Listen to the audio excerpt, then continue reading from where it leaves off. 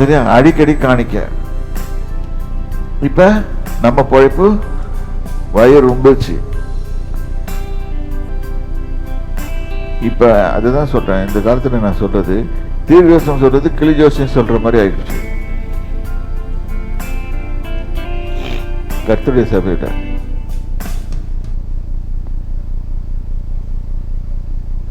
அப்படியே பாக்குறது, அப்படியே கண்ணை பார்த்தாலே தெரியும், அப்படியே உருட்டன்னா அப்படியே எப்படியோ ஒரு ஆளை பார்த்து சொல்லிடலாம், இந்த அம்மா வந்திருக்காங்க அவங்கள பார்த்தா பிடிச்சிடலாம்.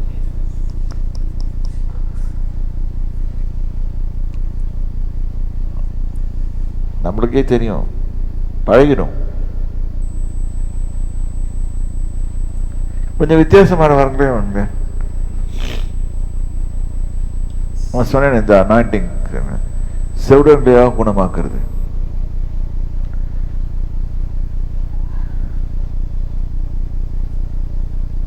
அது ஒரு அனாயிண்டிங்.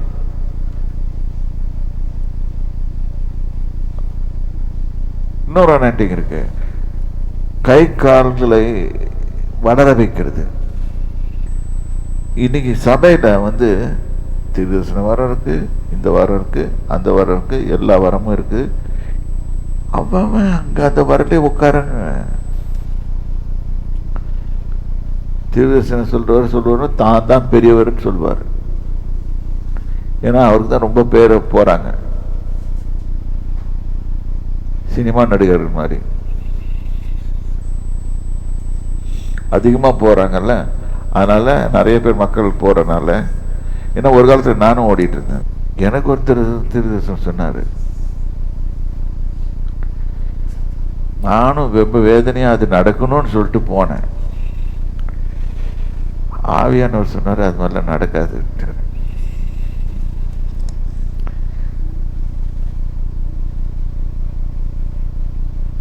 அதன்படி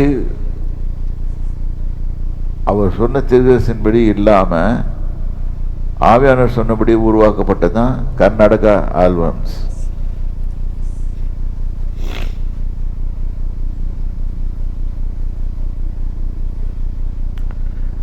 நான் சொந்தமா அது தீர்க்கதரிசனம் கேட்டிருந்தேன்னு வச்சுக்கோங்களேன், நேரத்துக்கு நானா டுமில், அந்த ஆளும் டுமில், எல்லாரும் டுமில் தான். தீர்க்கதரிசனம் சொல்லட்டும், பகிர்ந்தழிக்கிறோம், ஒவ்வொருத்தருக்கும் ஒவ்வொரு வாரம் இருக்காதவன் செய்துட்டு போட்டோம். சில பேர் 9 கிஃப்ட்ஸ் கேட்பாங்க, எதுக்குடான்னு கேட்டா நல்லா வியாபாரம் பண்ணலாம்.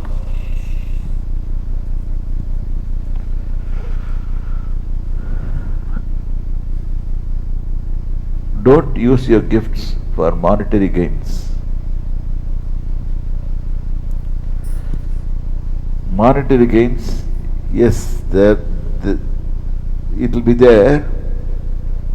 That will be given to you by God, not by human beings.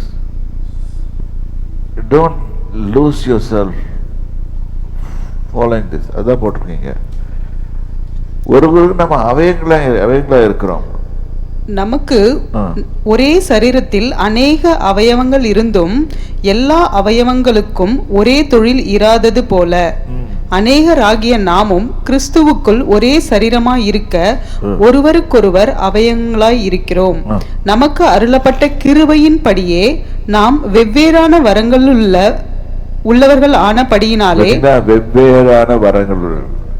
9 gifts operate ஆச்சுன்னா என்ன வருது?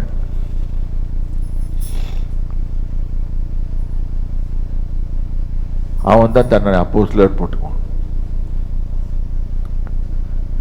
நீங்க போய்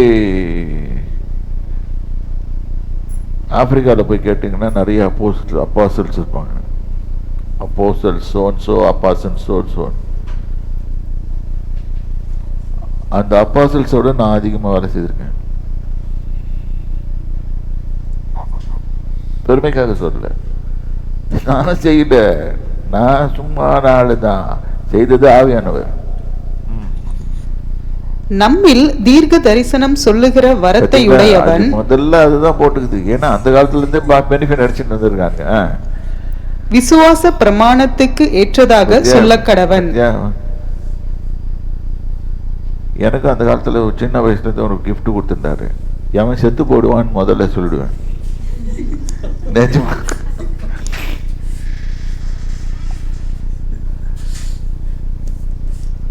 இது நல்லா இருக்கா? இது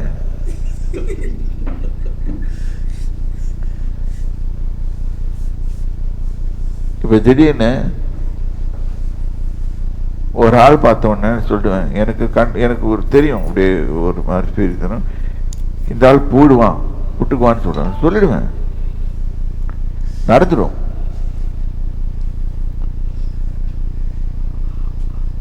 அப்புறம் எல்லாம் என்ன திட்டு தொடங்கிட்டாங்க.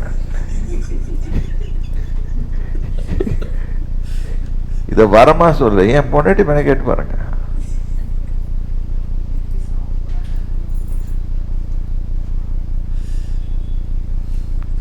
இது தீர்க்க தரிசனமா இல்லாட்டி என்னது?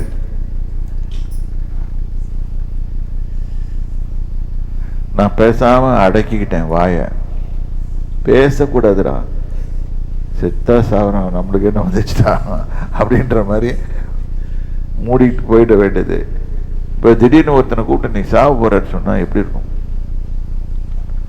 அவன் மேல கேஸ் போட்டுருவான். நான் சும்மா போயிட்டு இருக்கேன் ரோட்ல, செத்து போடுவான்னு சொல்றான். ஜோக்ஸ். ஓகே, ஆனா உண்மை இருந்தது இது. ஆனா இன்னைக்கு எப்படி சொல்றாங்க, வர்றவங்க பயங்கரமா சொல்றாங்க. அது அவங்களுக்கு தெரியும் எப்படி இப்படி சொல்றாங்க. எங்க போனா பணம் வரும்னு சொல்லி கூட தீர்க்கதரிசனம் சொல்றாங்க.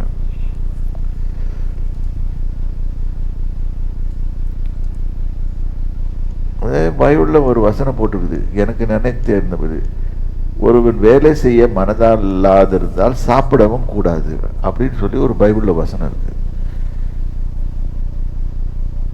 இந்த தீர்க்கதரிசனம் சொல்றவங்கலாம் பார்த்தீங்கன்னா பாதி பேர் சோம்பேறிங்களா இருப்பாங்க. ஏன்னா வேலை செய்யறதுக்கு இடமே இல்லைல்ல, சும்மா இப்படியே சொல்லி சொல்லி சொல்லி சொல்லி இது வாங்கிடலான்னு பார்ப்பாங்க, இன்கம் வாங்கிடலான்னு பார்ப்பாங்க.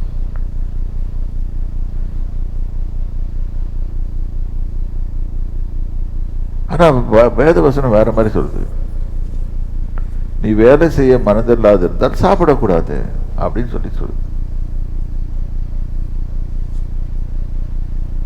இப்ப ரெண்டுக்கும் கொஞ்சம் கான்ட்ரடிக்டிங்கா இருக்குல்ல. வேத வசனத்துக்குள்ளேயே, அதாவது இவனுக்கு சொல்றதுக்கும் வேத வசனத்துக்கும் கான்ட்ரடிக்டிங்கா இருக்கு. யோசனை பண்ணி பாருங்க. அதனாலதான் பகுத்தறிவு அறிவுள்ளோட நம்ம ஜீவிக்கணும். ஒவ்வொருத்தருக்கும் ஒவ்வொரு வரம் இருக்கும். அவருக்கு ஒரு வரம் இருக்கும், இவருக்கு ஒரு வரம் இருக்கும், உனக்கு ஒரு வரம் இருக்கும், எல்லாருக்கும் ஒவ்வொரு வரம் இருக்கும். இருக்கிற வார்த்தை யூஸ் பண்ண முடியல.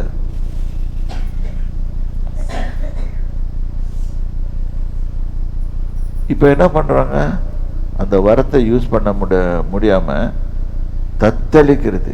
இது தெரியாம தான் இதுல செலக்ட் பண்ணிக்கிறது இவங்களை எது ஹைலி பெனிஃபிஷியல், மானிட்டரிலி பெனிஃபிஷியல் அப்படின்னு சொல்லிட்டு போறது.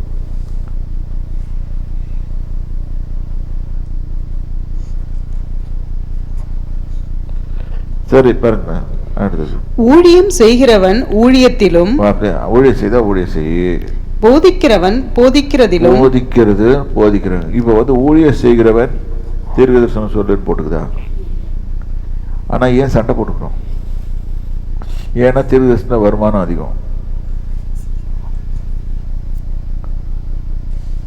சரியா?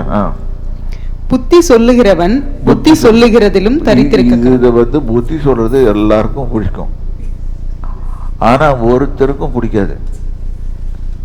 பிடிக்கும் ஆனா பிடிக்காது.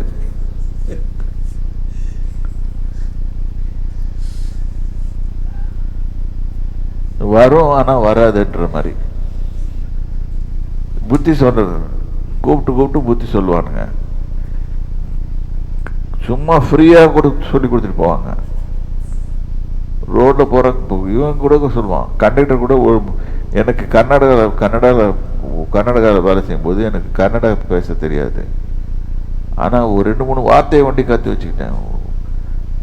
புரியறதுக்காக உளபேக்கு பண்ணு என்னடா உள்ள போடா பண்ணின்றான்னு சொல்லிட்டு முடியல, புரியல. அப்புறம் கேட்டுட்டேன், உள்ள போடான்றது தான் அவன் இப்படி சொல்றான், உளவேக்கு பண்ணுன்றான். ஓ இப்படி போட்டா உள்ள போகணுமா? ஏன்னா நான் போன காலத்துல அந்த தமிழ் இந்த காவிரி பிரச்சனை உண்டு. நம்ம தப்பா பேசணும்னா அடிப்பாங்க.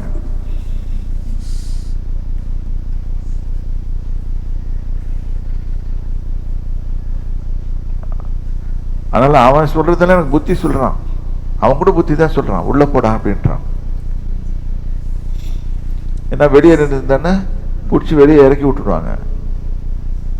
டெல்லியில் மெட்ரோவில் ஏறி பாருங்க, உங்களுக்கு தெரியும். நீங்க வாசல் பார்த்துக்கிட்ட பக்கத்துல நின்று சொல்லுவோம், எப்படி ஒரு 10-15 அடிக்கு முன்னால் நின்று தெரியும், அப்படியே ட்ரெயினுக்குள்ள போய் ஏற்றி விட்டுருவாங்க. திருப்பியும் ட்ரெயினுக்கு அந்த வாசல்ல வெளியே திருப்பி வந்து வெளியே இறக்கி விட்டுருவாங்க. டெல்லியில போனீங்கன்னா உங்களுக்கு தெரியும். சரி, புத்தி சொல்லுகிறவன் தரித்திருக்கிறவன், பகிர்ந்து கொடுக்கிறவன் வஞ்சனை இல்லாமல் கொடுக்க கடவன். இது வந்து எல்லாரும் ஷட் ஆயிடுவாங்க. இதுக்கு சொல்லும் போது நம்ம அப்படி என்னடா ரொம்ப கஷ்டமானதை சொல்றானே. ஆனா உண்மையாவே சொல்றீங்கன்னா பாத்தீங்கன்னா இதுலதான் ரொம்ப பிளஸிங் இருக்கு. இது தெரியாது. முதலாளியானவன் ஜாக்கிரதையா இருக்க கடவன். முதலாளியானவன் ஜாக்கிரதையா இருக்க கடவன். அப்ப டாப் போஸ்டுக்கு வரவங்க எல்லாம் ரொம்ப ஜாக்கிரதையா இருக்கணும். நம்மளுக்கு டாப் போஸ்டுக்கு வரணும்னு ஆசை இருக்குது, எல்லாருக்கும் ஆசை இருக்கு. நான் முதலாளி, நான் இவன் ஆகணும், நான் பெரிய ஆக்டர் ஆகணும், நான் இவன் ஆகணும், எல்லாம் அப்படி இப்ப சொல்லிட்டே இருப்பாங்க. நீ முதலாளி ஆகணும்னு ஆசைப்படுற, அப்ப நீ ஜாக்கிரதையா இரு. ஏனென்றால் உனக்கு தான் காத்திருக்குது அம்பு. அடுத்தது, இரக்கம் செய்கிறவன் உற்சாகத்தோடே செய்ய கடவன். உங்கள் அன்பு மாயமற்றதாய் இருப்பதாக, தீமையை வெறுத்து நன்மையை பற்றி கொண்டிருங்கள். தீமையை வெறுத்துடு. நம்மளுக்கு தீமைனாலே என்னன்னு தெரிய மாட்டேங்குது. இதை படித்த அதிகாரத்தை படிச்சு பாத்தீங்கன்னா இதுல ஒரு வசனம் வருது, துயரப்படுங்கள் அழுகிறவர்களுடைய அழுங்கள்னு. அவ டெய்லி வீட்டுக்கு போய் உட்காந்து வேண்டியதான் அழுவத்துக்கு. எனக்கு எங்க போனாலும் அழுக வர மாட்டேன். எங்க அப்பா சாவு கூட நான் அழுவே இல்லை. அப்படி ஆயிட்டேன். நான் என்ன பண்றது? ஒருத்தனுக்கு தீமைக்கு தீமை செய்யாதீங்க. இந்த அதிகாரம் ஃபுல்லாவே இப்படித்தான் போட்டுக்கோம். யோசனை பண்ணி பாருங்க, இன்னைக்கு what kind of anointing is on you? What do I want? What do I want? Lord, I want this. அதுக்கு நீ இந்த காரியம் எல்லாம் செய்யணும். அவன் எதிர்பார்க்கல. இந்த வெள்ளி முன்ன இடத்துல என்னிடத்தில் உள்ளதே உனக்கு தருகிறேன்னு சொல்லிட்டு டக்குன்னு எடுத்து நாமத்தால் இயேசு கிறிஸ்துவ நாமத்தால் எழுதி நடந்து தூக்கி விட்டான்ல, முடிஞ்சு போச்சு. அதோட மாற்றம் வரும். அவ்வளவுதான் செய்ய முடியும். இந்த கிஃப்ட் அவனுக்கு இருந்த விசுவாசம், அவனுக்கு இருந்த விசுவாசம் என்ன தெரியுமா? எதிர்பார்ப்புதல், ஒரு ஆன்டிசிபேஷன். எனக்கு இவங்க கிட்ட ஏதாவது கிடைக்கும்டா அப்படின்னு. இதுதான் ஃபெய்த். அவனோட ஃபெய்த் என்ன கிடைக்கும்? இது வரும், டபு வரும் தான் பார்த்தான். ஆனா அவன் எதிர்பார்ப்பு இருந்துச்சு. ஆனா வந்தது சுகம். நம்ம பாட்டு பாடுறோம், சுகம் உண்டு, பலன் உண்டு, ஜீவன் உண்டு. அது பாடும் போதே ஜீவன் இல்லாம பாடுவோம். யோசனை பண்ணி பாருங்க. சரி, இதோட மூடி வைக்கலாம்.